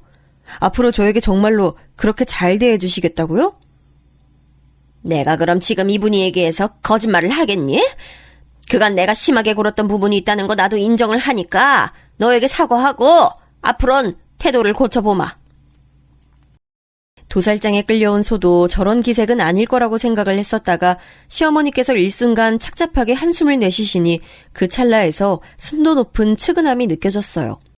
분명히 시아버지의 교통정리 때문에 시어머니와 시누이가 기세를 꺾고 항복선언을 하게 된 것이긴 하겠지만 시어머니의 잠깐 스쳐간 표정에서 저는 기묘하게도 어떤 회한 같은 것이 읽혔거든요. 이게 우연이 아닐 것 같아서 저는 시어머니와 시누이의 사과를 정식으로 받아들였습니다. 시아버지께서 무척 기뻐하시더라고요. 절 위해서가 아니라 제 아이를 계속 보고 싶으셔서 이렇게 발벗고 나서셨을 거라는 확실한 짐작이 들었지만 웃음으로 그냥 흩어버렸습니다. 여태까지 지내왔던 모습이 있었기에 단박에 고부관계가 바뀌진 않았고요. 어색하게 대면대면한 나날들이 이어졌을 뿐이에요. 시아버지와 시이모님이 강경한 이혼 반대파라는 것을 남편이 알게 되고 나서부터는 저에게 더욱 잘해주기 시작했다는 게 쓴웃음이 나는 지점입니다. 이런 일련의 과정들을 아실 길 없는 친정엄마는 걱정거리 않지 않으신 채로 치료를 시작하셨고요. 항암제도 거뜬하게 잘 맞으셨어요. 기나긴 암과의 싸움, 중간에는 수술도 피할 수 없다는 담당 의사의 설명까지 다 들어놓은 터라서 굳센 각오까지 다져놓은 이후였기 때문에 친정엄마나 저나 씩씩하게 굴었습니다. 제가 친정엄마에게 치중을 하게 되면서 아이는 자연스레 시부모님이 종종 봐주실 때가 많아졌어요. 시이모님도 가세를 해주셨기 때문에 육아는 걱정이 없었네요. 남편은 알아서 집안일 척척하고 혼자 밥도 잘 차려 먹었고요. 이런 변화들을 몸소 느끼던 어느 날 친정엄마가 항암제를 맞으시던 날에 병원으로 시어머니께서 오셨습니다. 저는 와달라고 말씀드린 적도 없었고 오신다는 얘기를 들은 적도 없었기에 깜짝 놀랐네요. 사부인, 몸은 좀 어떠세요? 아직 식사는 잘 하신다고 들어서 다행이라고 생각은 하고 있었는데요. 아유, 직접 이렇게 뵈니까 전보다 너무 마르신 것 같아서 염려가 되네요. 컨디션은 괜찮으신 거죠? 네, 그럼요. 괜찮고 거뜬합니다. 아유, 이렇게 직접 와주실 줄 몰라서 놀랍고 반갑고 그러네요. 너무 감사해요. 제게 큰 힘이 됐어요. 아유, 뭐 이런 걸로 힘을 얻으세요. 당연히 제 며느리 모친이시고 제 손주 외할머니 되시는 제 사부인이신데 제가 당연히 와보는 게 맞지요. 시어머니 특유의 너스레가 이렇게 달갑게 느껴질 수도 있다는 것이었다는 사실에 저도 모르게 미소가 지어지더군요. 이런 변화라면 100번이고 1000번이고 환영이었습니다. 그날을 기점으로 저는 시어머니께 마음을 조금 열기 시작했던 것 같아요. 그 이전까진 시어머니께 제가 진심으로 대해드린 적은 없었던 듯 싶은데요. 가식이나 강박, 압박, 의무 이런 것들이 아닌 제 마음속에서 우러난 진심으로 시어머니를 조금씩 대하기 시작했고 그러면서 전과는 완전히 다른 고부관계가 형성됐어요. 설마 아니 제가 시어머니와 불편하지 않게 대화할 수 있는 날이 올 거라곤 상상하지도 못했는데 이게 되더라고요. 친정엄마는 사력을 다해 치료 과정을 버텨내셨고 마침내 암을 떨쳐내고 홀가분하게 일상으로 돌아오실 수 있었어요. 그 곁에는 저도 있었고 제 남편도 있었고 제 시댁 식구들도 있었고 그 사이 훌쩍 자라버린 제 아이도 있었죠.